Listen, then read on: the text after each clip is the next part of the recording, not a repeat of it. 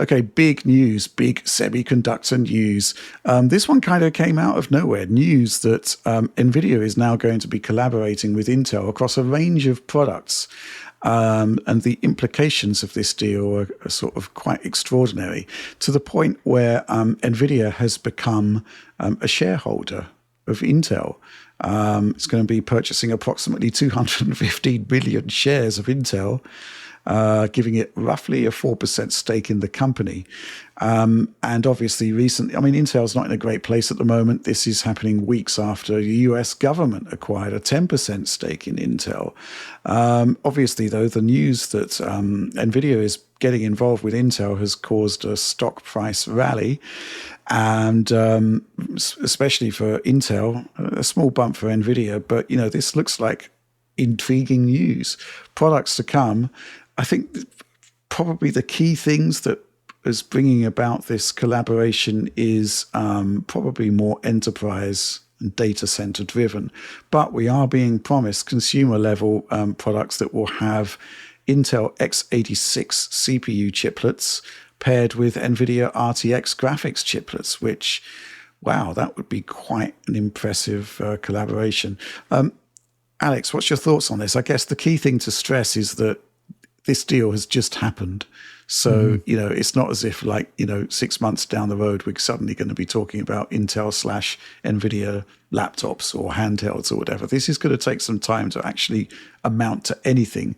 But it's quite an extraordinary state of affairs, right? I mean, could you imagine this happening like this time last year? Probably not. No. Crazy. Yeah, it's. I think this is really going to save Intel in the medium term.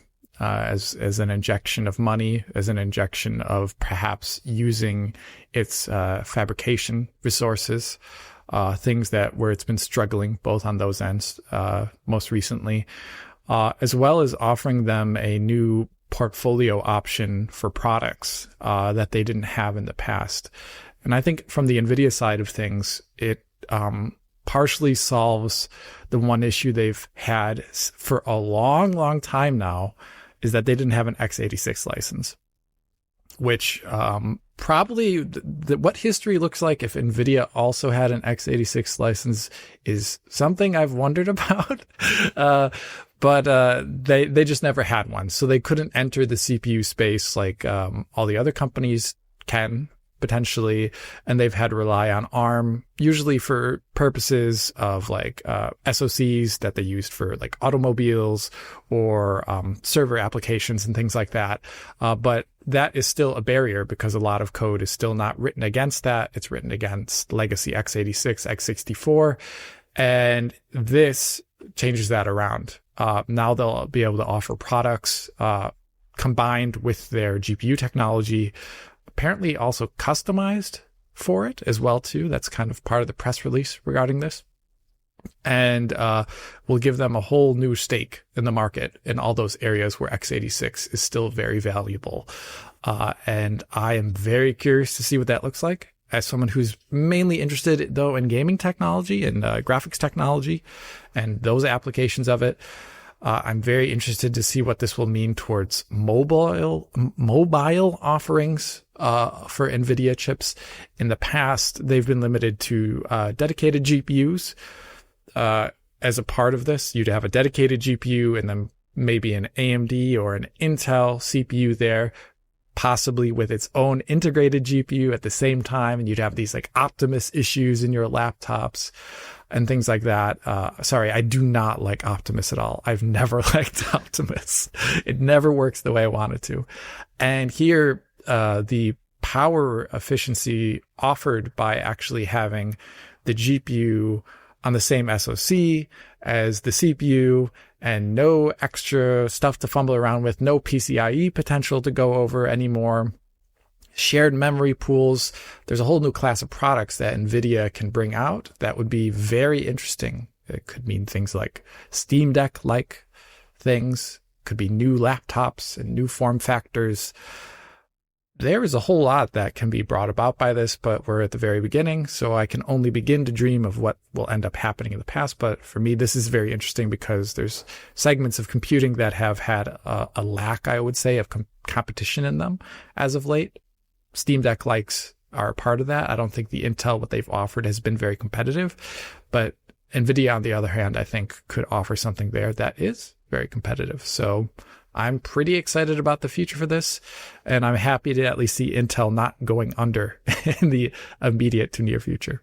Yeah, I think, when we first heard the news, it was like, wow, now NVIDIA can do x86 processors. But then the question was raised as to the nature of an x86 license, because there's a lot of co-agreements between Intel and AMD, about x86, x64, et cetera, et cetera. So I don't think there's actually I don't think Intel are going to be granting a license to NVIDIA for that reason. So all of these products that will be coming out will be ostensibly Intel products, but with a heavy graphics and AI input from NVIDIA there. So that's interesting. So I don't understand quite how that deal is going to work out to be exceptionally favorable for NVIDIA. But I guess we'll need to wait and see. From a gaming perspective, in the short term, we are going to be seeing NVIDIA's GB10 processor, which is an ARM CPU core with something akin to a RTX 5070 integrated into one mega chip. And but the success of that in gaming terms is going to be entirely down to how robust the ARM translation layer is in Windows, which is still up in the air at the moment. We just don't know, certainly based on the Qualcomm products we've seen coming out. So from a gaming perspective, I think there's those x86 RTX SoCs are going to be very, very interesting when they eventually come along. In the short term, it's all about ARM with all of the question marks that raises. Data centers, though, I think that's possibly where AMD might be getting a bit sort of concerned, because obviously their competition has been fragmented, extremely strong competition from graphics, not so much from Intel. But, this sort of changes things around now, potentially. So, yeah, that's going to be certainly interesting. Oliver, I'm curious about your thoughts on this. Yeah, I think this is really exciting news just because it gives NVIDIA this really clear pathway into, I think, more mainstream laptops, thin and light laptops, ultra-portable laptops, and gaming handhelds, which could be a great way to marry like the convenience of an APU, the power efficiency of an APU potentially, with higher performance, with more feature-rich graphics relative to what we've seen so far.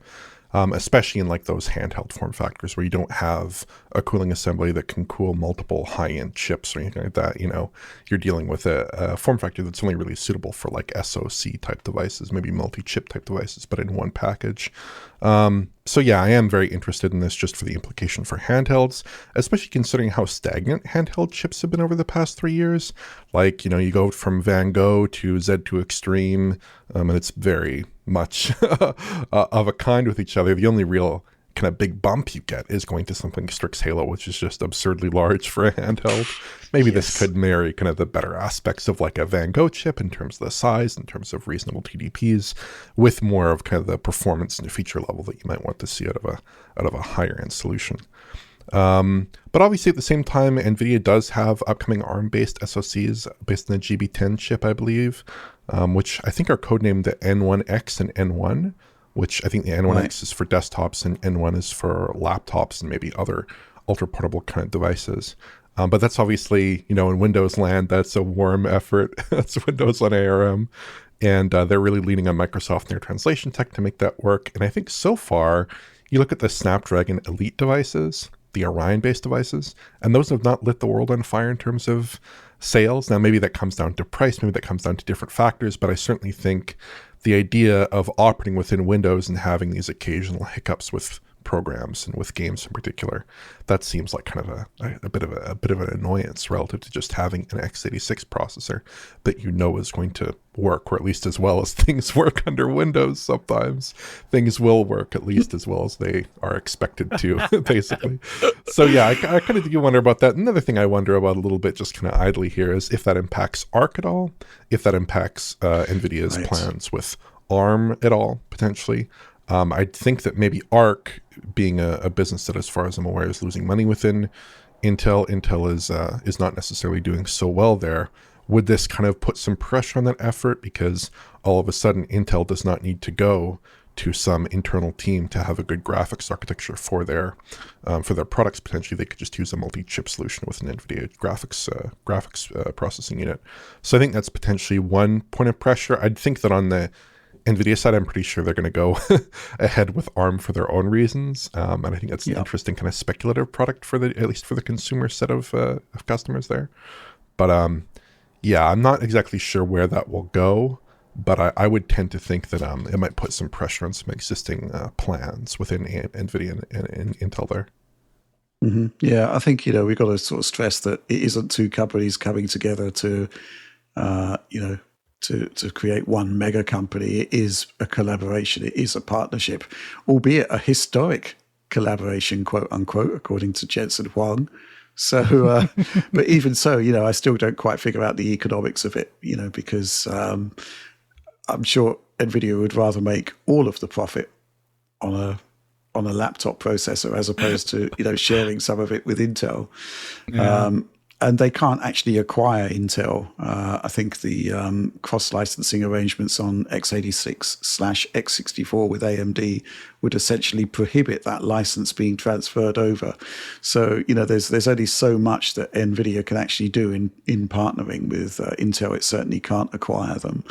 And of course, the fact that this is just a newly inked deal means that product development kind of like starts now. And we all know how long it takes to actually create a piece of silicon. The answer is years. So in the short term, I think ARC is going to stick about. I think, Intel's still going to need to actually up its game in the GPU space, unless it wants to rely entirely on this partnership, which I'm not sure is a great idea. And of course, NVIDIA is still going to be producing their ARM-based SoCs in the short term. I mean, the work's done, as far as I'm aware. Those products are coming soon. But certainly really exciting to just think about all of the opportunities here and what it could mean in terms of products and in terms of gaming.